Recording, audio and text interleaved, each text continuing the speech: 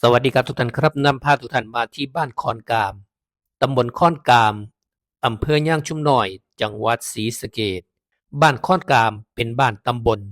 เดิมตำบลคอนกามชื่อว่าตำบลนครกามขึ้นกับอำเภอเมืองคงจังหวัดคุกขันธ์ต่อมามีการเปลี่ยนแปลงการปกครองจึงมาขึ้นกับอำเภอเมืองจังหวัดศรีสะเกษและต่อมาก็มีการเปลี่ยนแปลงเขตปกครองอีก จึงมาขึ้นกับอำเภอย่างชุมน้อยจังหวัดศรีสะเกษจนถึงปัจจุบันในอดีตสมัยละโวหรือสมัยรบบุรีเรื่องอำนาจซึ่งเป็นสมัยที่มีความเจริญและได้สร้างความสำคัญไว้หลายแห่งเช่นเมืองจานนครราชหรือนครราชสีมาในปัจจุบันซึ่งขอมได้ปกครองมาโดยตลอดครั้นต่อมาเจ้าเมืองระโวหรือว่าไทยเห็นว่าผืนแผ่นดินไทยที่ปกครองอยู่มีอาณาเขตจำกัดจึงได้คิดให้ประชาชนขยับขยายที่ทำกินเรื่อยๆผลที่สุดไทยก็เข้ายึดเมืองจานนครราชได้กล่าวถึงเจ้าเมืองลาว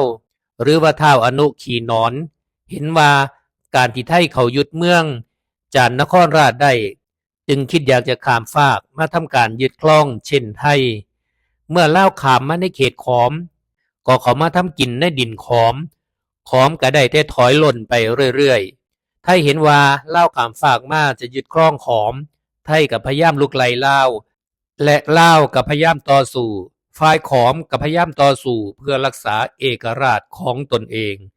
ในที่สุดก็เกิดสงครามขึ้นเรียกว่าศึกสามโบกหรือศึกสามโถกนั่นเองโดยมีขอมไทยและลาวทั้งสามชาติได้ต่อสู้แย่งชิงดินแดนกัน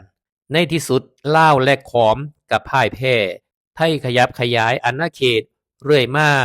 จนถึงนครกามหรือบ้านค่อนกามในปัจจุบันกล่าวถึงเจ้าเมืองนครกามมีบุตรชายอยู่สองคนคนที่หนึ่งชื่อหยางไทยคนที่สองชื่อหยางน้อยเจ้าเมืองนครกามได้มาสร้างเมืองนี้ขึ้นได้ทำกำแพงดินรอบเมืองมีป้อมต่างๆมีร่องรอยให้เห็นจนถึงปัจจุบันนอกจากนั้นยังไปสร้างเมืองหน้าด่านเอาไว้คือเมืองบ้านด่านอำเภอราศีสไลยในปัจจุบันยังมีหลักฐานเป็นคู่ดินสูงปรากฏให้เห็นอยู่การที่ไทยได้อพยพลุกไล่ต่อสู่ชิงดินแดนกันนั่นกำลังของเจ้านครกามอ่อนเปลี่ยเพียแห้งลงทาสิปราบศัตรูบ่สำเร็จจึงคิดแบ่งกำลังออกเป็นสองกลุ่มหรือสองซุ่มใหญ่มีเจ้านครกามกับบุตรคนโตคือหยางไทยเป็นหัวหน้ากลุ่มที่สองหรือซุ่มเล็กมีหยางน้อยเป็นหัวหน้าแยกเป็นตั้งกลุ่มห่างออกไปอีกเรื่องเล่าที่กล่าวอ้างมานี่คนเฒ่าคนแก่อ้างว่าเรื่องเล่าเหล่านี้ได้มาจากสำนวนที่บันทึกไว้ในใบร่านเป็นภาษาขอมในอดีตและหลักฐานที่สำคัญอีกชิ้นหนึ่งคือใบเสมาจารึกและศิลาจารึกโบราณอายุกว่าพันปีสลักเป็นภาษาขอมโบราณปัจจุบันจัดเก็บไว้เป็นการชั่วคราว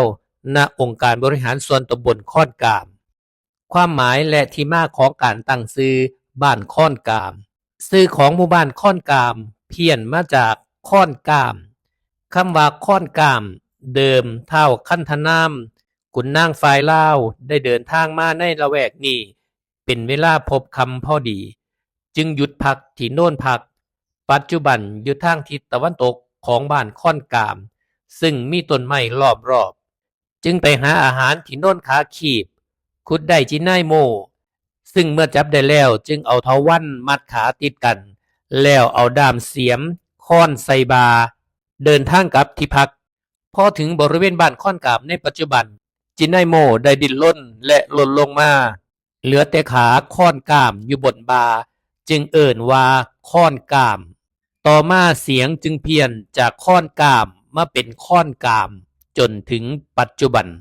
ประวัติบ้านค่อนกามเดิมเป็นเมืองเล็กๆในสมัยเมืองระโวหรือเมืองลพบุรีโดยมีเจ้าเมืองนครกามปกครองและมีบุตรชายอยู่สองคนคือคนที่หนึ่งชื่อหยางไทยคนที่สองชื่อหยางน้อย และมีบุตรสาวคนหนึ่งชื่อย่างเครือได้มาสร้างเมืองนครกามขึ้นโดยขุดคันคูสร้างกำแพงรอบเมืองและมีป้อมต่างๆเพื่อปกป้องข้าศึกปัจจุบันยังเห็นร่องรอยเหล่านี้อยู่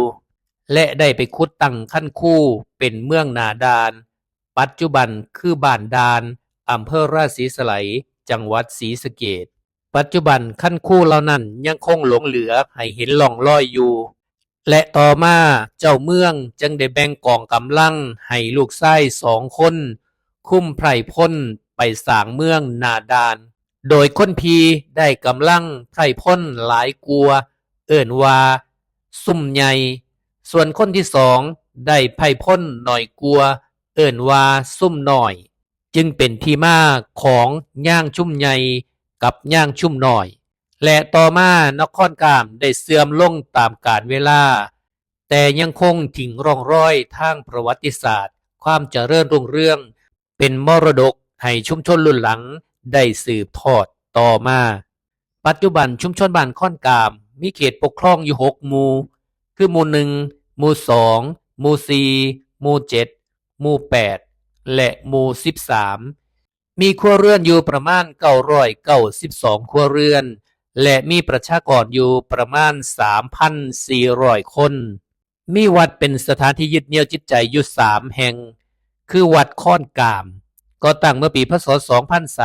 2335และได้รับวิสงครามสีมาเมื่อปีพ.ศ. 2447วัดที่2คือวัดค่อนกามใหม่ประชาสัมพันธ์และวัดที่3คือวัดป่าค่อนกามมีโรงเรียนอยู่1แห่งคือโรงเรียนบ้านค่อนกามนี่คือประวัติและความเป็นมาของชุมชนบ้านค่อนกามตำบลค่อนกามอำเภอย่างชุมน้อยจังหวัดศรีสะเกษขอบคุณทุกท่านที่ให้เกียรติติดตามรับชมขอบคุณครับ